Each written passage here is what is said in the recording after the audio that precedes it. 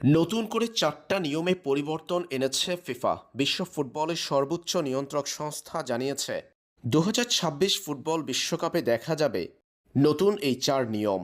এখন আর মাঠ ছাড়ার ক্ষেত্রে কোনো ফুটবলার কাল বিলম্ব করতে পারবে না। ফাউলের নাটক কিংবা সত্যিকার অর্থে ফাউল হলে সেই ক্ষেত্রে চিকিৎসার ক্ষেত্রেও এসেছে নতুন নিয়ম। থ্রোতে এসেছে পরিবর্তন, কর্নার ও কার্ডের ক্ষেত্রে বেড়েছে ভিএআর এর হস্তক্ষেপের নতুন করে ক্ষমতা।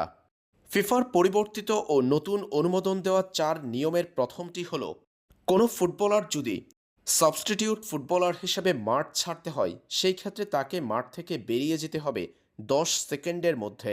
না হয় নতুন করে যে ফুটবলার মাঠে আসার কথা সেই ফুটবলারকে মাঠে নামতে হবে অন্তত 1 মিনিট পর। এই সময় সাইড লাইনে দাঁড়িয়ে থাকতে হবে তার।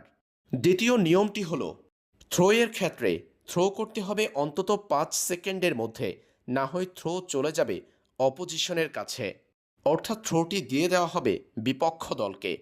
তৃতীয় নিয়ম হল, দ্বিতীয় হলুদ কার্ড এবং কর্নারের ক্ষেত্রে যদি রেফারি সুস্পষ্ট ভুল করে থাকেন সেই ক্ষেত্রে হস্তক্ষেপ করতে পারবে ভিএআর রেফারি।